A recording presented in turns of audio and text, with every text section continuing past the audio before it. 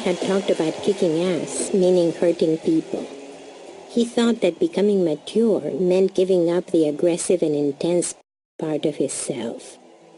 However, those qualities were important to his identity and attractive to his wife. The ritual of breaking the chair demonstrates that he can access his aggression and his intensity without hurting anyone. Now, I have a question for you. I see you walk back a step when I walk towards you. I have a question for you. Does that scare you? Or does it excite you? Or both? Both. Were you afraid when he was doing that? Tell me what you're feeling. Tell me what you're feeling. Just like I have to get away. I'm not scared of him. But I have this fleeting feeling. I hope so. What happened when he walked over to you, though? He'd been beating the chair and ripping it to shreds. He walked over to you. Did you see out of all that, and yet when he came to you, was there meanness and harshness? You mean he could have that much intensity and still totally be that soft with you? Do you really have the ability to melt that? If you do, I guess you never have to run again. You do in him. You do in him. But if you chain yourself ever again, like a little pussycat, then she will leave. And if you ever expect him to be one, you'll be dead inside. So think more about the excitement than the fear. What was the exciting part?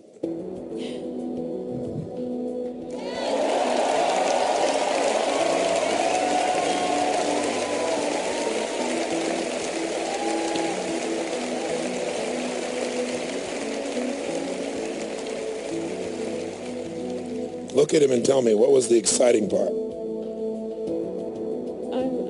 It excites me to know that he's got that in him, that he can be that powerful. I mean, he's doing it in front of all these people. He's being brought here, and he's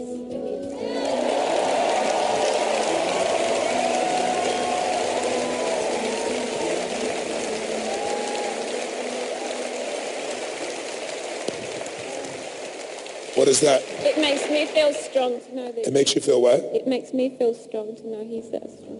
Why does it make you feel strong to know he's that strong? Because I know I can depend on him. Earlier, Karen said her biggest question was what other people think of her.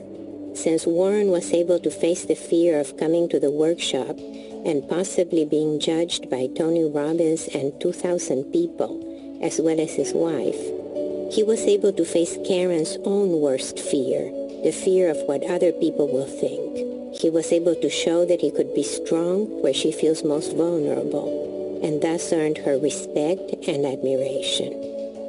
And I honor him as a man from stepping up, coming here, standing on the stage, ripping it up, making it happen.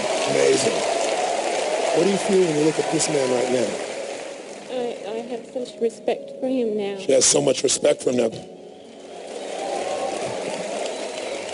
And how important is it for you to respect your man? It's totally important. For you to be connected to him, for you to trust him, for you to be excited by him, how important is it you respect him? It's everything. How many men do you think would step up this way publicly and do what he's done? Not many. Not many. I haven't met many either. So what's your level of respect for him on a 0 to 10? 100. 100.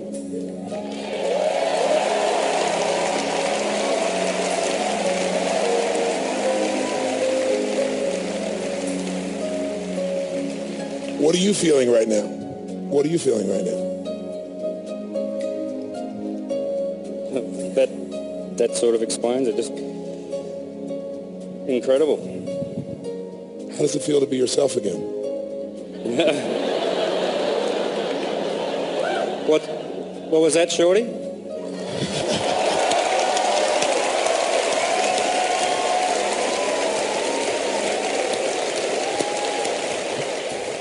It feels great. Feels great.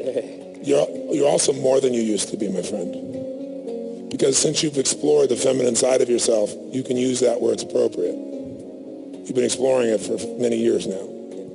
Now it's time to bring it, integrate it into the you. That just means you have more choice and more power. What are you going to do with this woman? I'm not telling you.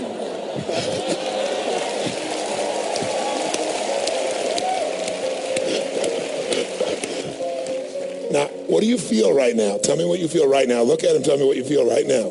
Oh, I just feel full of love. I'm ecstatic. I can't hear you. I'm full of love and ecstatic.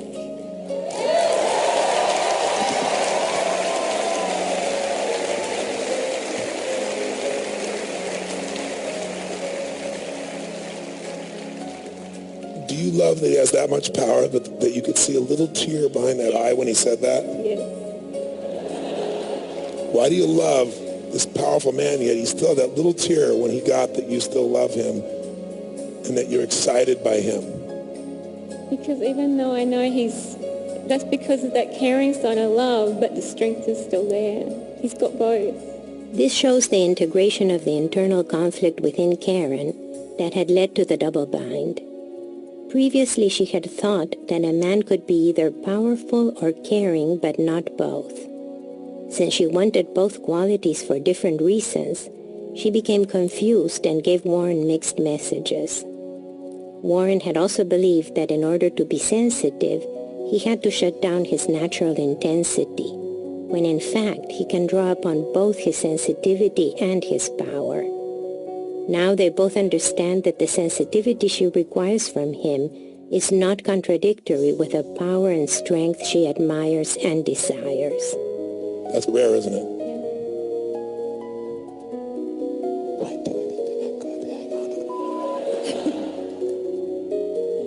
Do you agree? Get in the room. At the beginning of the day, Karen stood up as someone who was contemplating suicide. Robbins quickly perceived that her despair stemmed from her passionless relationship with her husband. The mystery was that Karen seemed unable to make the decision to leave him, apparently because she didn't want to hurt him. On the other hand, when she described her husband's reaction to her suicidal behavior, she smiled and so disclosed an incongruity in her communication. Robin's first priority in working with Karen was to save her life, to prevent her from committing suicide. His second outcome was to help both Karen and Warren to have the best life they could possibly have. Robbins realized that in order to reverse Karen's suicidal state, he would have to engage the husband directly. On speaking with Warren, Robbins quickly understood Karen's predicament. Warren had dramatically changed his behavior to satisfy what he thought was Karen's wishes. In fact, Karen had only communicated part of her wishes to Warren. She had implied that she wanted him to be gentle and nice, whereas she had an unspoken expectation that he also be strong and powerful. By following only her spoken expectations, Warren found himself in a double bind. When he tried to be a nice guy, he was rejected even further. Not knowing what to do, he became more and more restricted in his behavior and self-expression. Eventually, he was so paralyzed that he was unattractive to Karen, but also so emotionally entangled with her that she found it impossible to leave him. Robbins set out to restore Warren's sense of self-possession and independence. This would either revive their relationship or would put them on an equal footing so that they could move on. Understanding Karen's secret desire, Robbins led Warren to also understand her and to live up to what she truly wanted. The breaking of the chair was the ritual of recovery of manhood, strength and power, specifically geared to Warren's aggressive past. As Karen witnessed this ritual, she regained her respect, love, and attraction for her husband. Their passion was rekindled. Here are the steps for overcoming a double bind. Step 1. Identify the two contradictory double binding messages. Step 2. Understand the consequences of the two incongruent messages. Step 3. Take responsibility for letting yourself be bound by the double bind messages, recognizing that you could have responded otherwise. Step 4. Recover your sense of self so that you are not living in reaction to the double binding message. Step 5. Perform a ritualistic action that reaffirms your sense of self. This action must not involve anger or aggression towards anyone. The ritualistic act should contain some symbolism related to the double binding message and the means to diffuse it. In Warren's case, breaking the chair reclaimed his identity as an intense man while showing Karen that she would not be the object of negative intensity. Step 6. Stay the course, true to yourself, without violence or anger. Here are Karen and Warren 6 months later. Tell us, what's your life like now? What are you feeling? What do you experience witnessing yourselves once again? Give us your feedback. Well, life is fantastic. Ladies and gentlemen. So I guess the suicide thing is no longer a part of our lives. No. No. There are days where we feel challenged, Yes. and we have stuff we have to work out, but we talk about it now. And every time we get over something, it's like a whole new level that we reach. Oh, that's beautiful.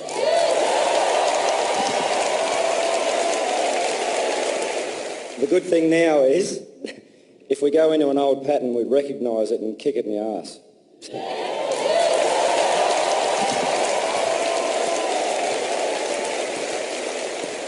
What advice could you give other couples here? What have you learned by this whole process? Just stand in front of the mirror and have an honest look at yourself and see if there's any masks. And if there is, piss them off. You will never regret it. Very nice. And being honest, that was the biggest problem I have, was being honest with myself, with him, with anybody. And every day I reinforce that honesty with everything. And it's just so worth it. Thank you for being such role models. We love you guys. Congratulations. Oh, wait. He wants to say something else. Just one, yeah, stop it. One more thing. Guys, if you start being honest to yourself, the sex is great.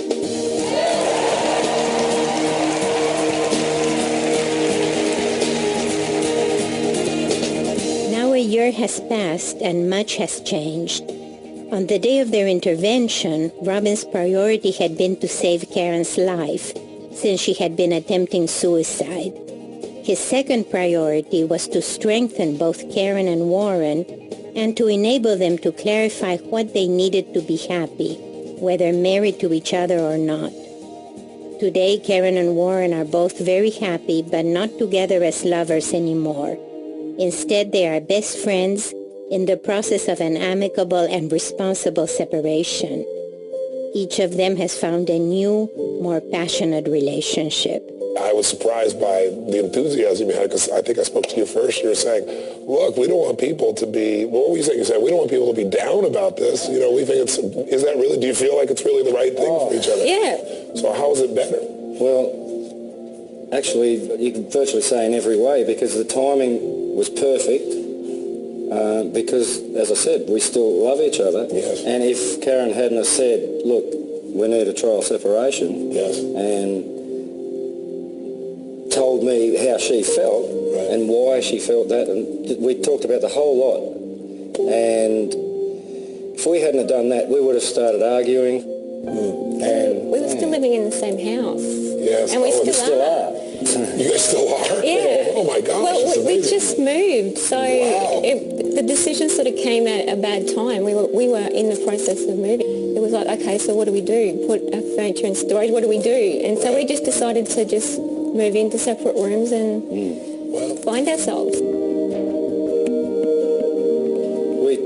about how are we going to let people know so that they don't think, but you were supposed to have been fixed at Date with Destiny, now you're broken up. That's all crap, you know, it doesn't work. Yeah, we're split up. Have a party. We actually realised that, yes, we do love each other, and I know I said do. Yes. But as friends. Yes. Not in a relationship situation. So how long will you be friends for? Oh, forever. Forever. That's beautiful. Yeah, he knows me so well. I confide in him at any time. And there's still love here? Yeah. Oh, of course. That's great. Of course. Oh, that's great. Now, I understand you're dating now, too? I am. And how long have you been seeing this lady? 2-3 months. Right? Yeah. Are you enjoying that? Oh, okay, yep. That's great. Look, yes. Good. That's wonderful. What I've found with Chris, I don't know how to describe it. It's just, it feels right in here. We're the same. Wow. But we're not. Yeah. Well, you have the polarity still. Yeah. Yeah, I get it. How have you changed from a year ago? Who is Warren today? One way I could probably show you might be better. Warren from before. Yeah, well. And Warren from now. Wow. Now tell me about this young lady. Tell me about the lady from a year ago. Tell me about Kim today.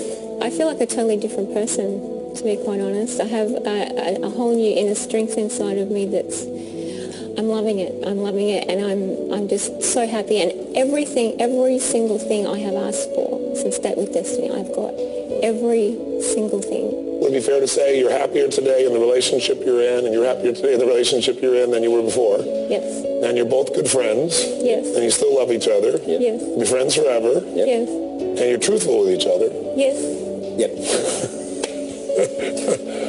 I salute you. I really do. No, we salute you. Thank you. Thank you, guys.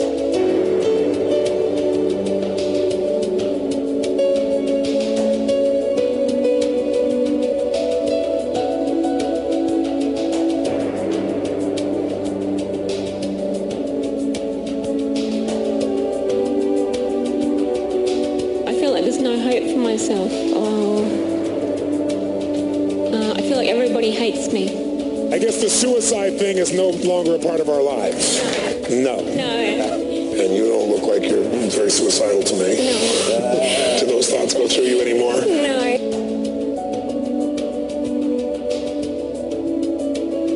You are a nice guy, am I right? Or not? Oh, I hope so. Is that true? I hope so. Can you remember what you used to be like? Yeah, I think so. Stand in front of the mirror and have an honest look at yourself and see if there's any masks. If there is, piss them off.